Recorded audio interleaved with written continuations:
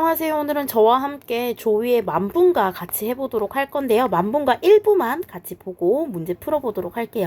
이 만분가는 갈래가 유배가사고요. 영군가사입니다. 잠시만요.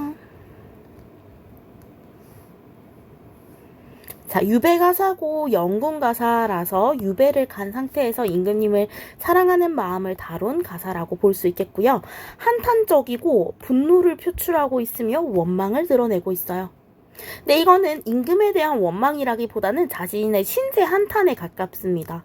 그래서 자신이 너무 억울하다라는 마음을 드러내는 거지 임금에 대한 원망을 드러내는 거라고 볼 수는 없습니다.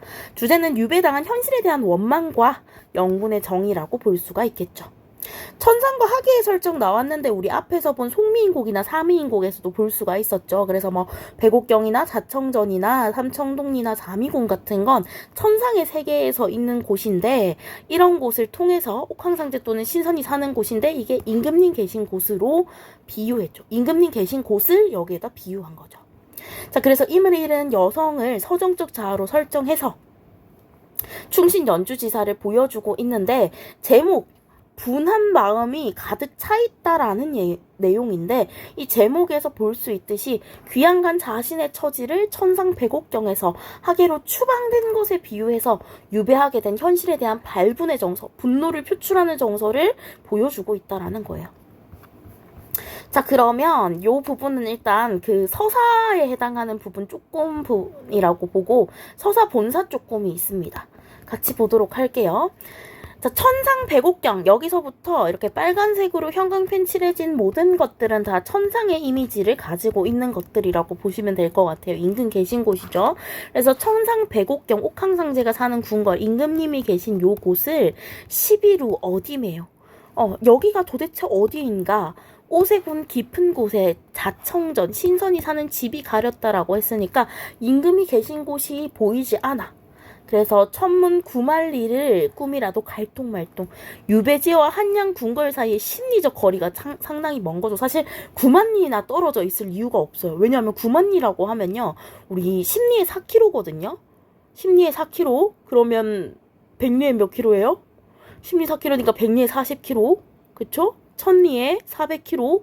만리면 4000km. 9만리면 9436.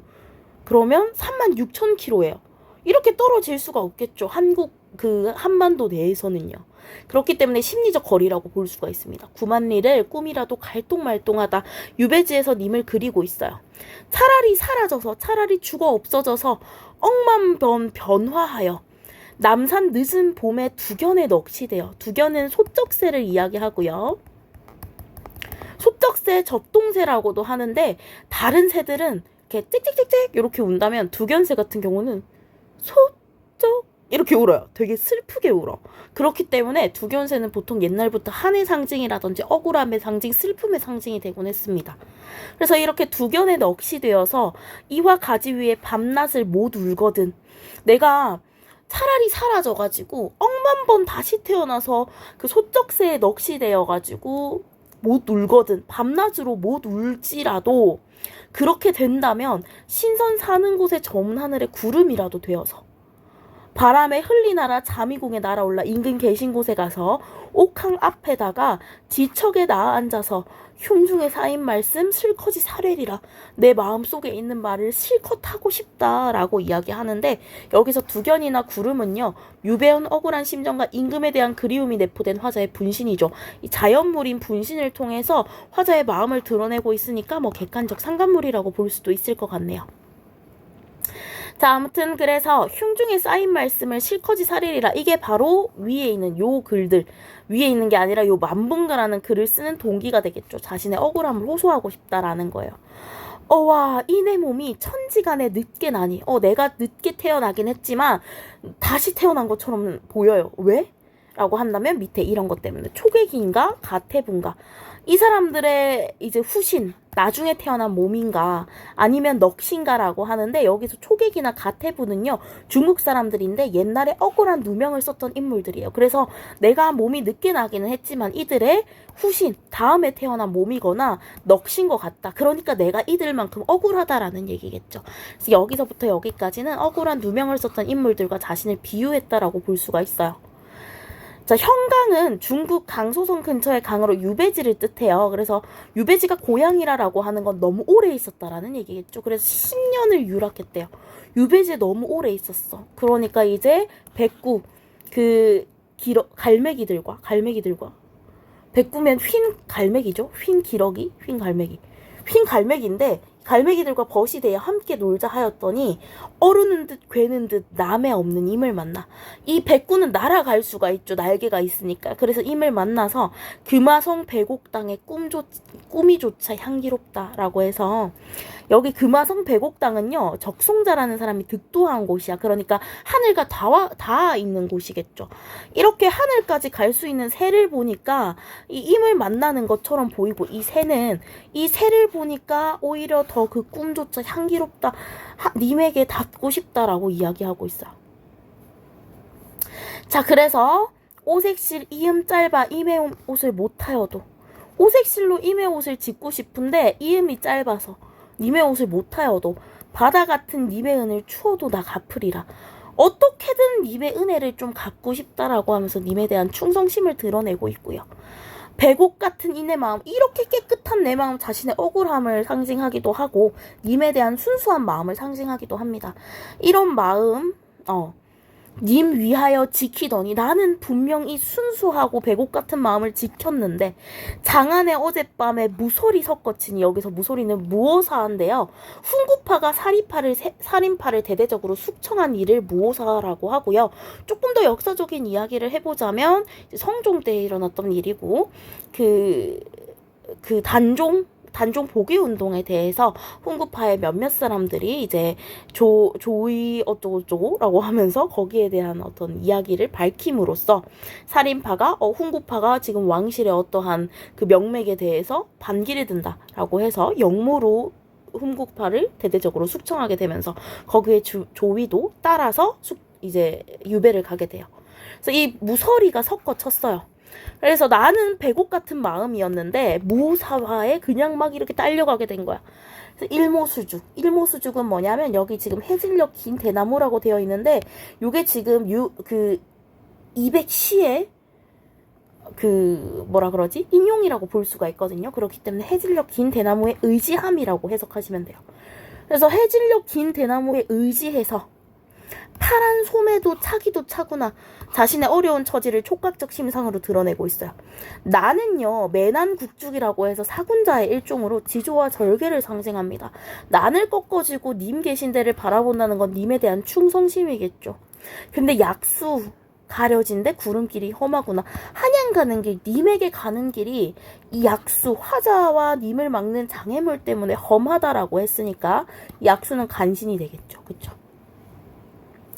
자, 여기까지 보고 나면 전체 시를 봤는데요. 혹시나 필기 못하신 친구들은 한 번씩 멈춰놓고 필기 먼저 해주시고요.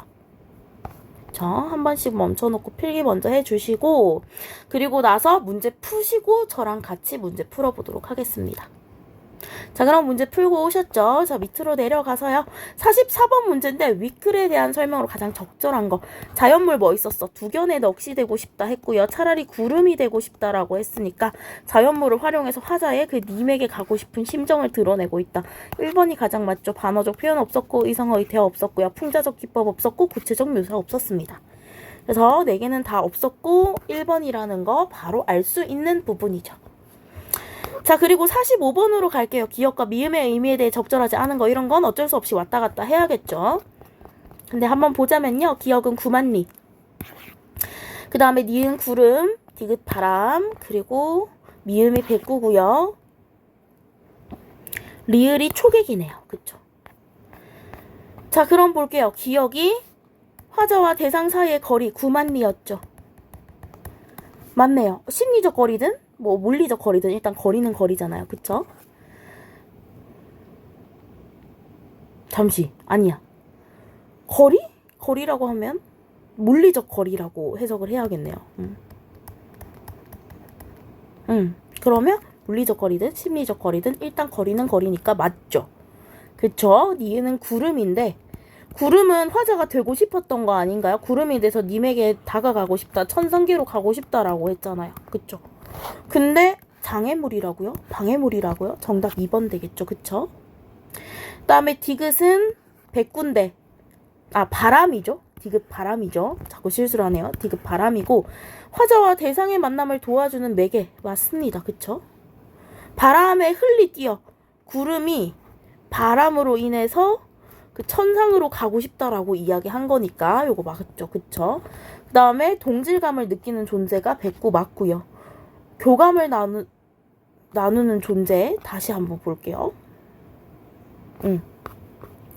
동질감이 그 억울하게 죽음을 맞이한 초객이고 교감을 나누는 존재가 백구가 되겠네요. 다시 한번 대상 사이의 거리는 구만리. 대상을 만나게 해주는 매개는 바람. 동질감을 느끼게 하는 존재는 초객. 교감을 나누는 존재가 백구였고요. 구름은 화자의 객관적 상관물인데 가로막는 방해물이라고 보면 안 되겠죠. 정답 2번 되겠습니다. 자, 그리고 46번 문제인데요. 이거 금방 풀려요. 이거 우리 송미인곡 봤던 건데 여기서 옷 같은 얼굴은 님의 얼굴이었죠. 그래서 반이나 넘게 늙으셔서 걱정했잖아요. 그쵸?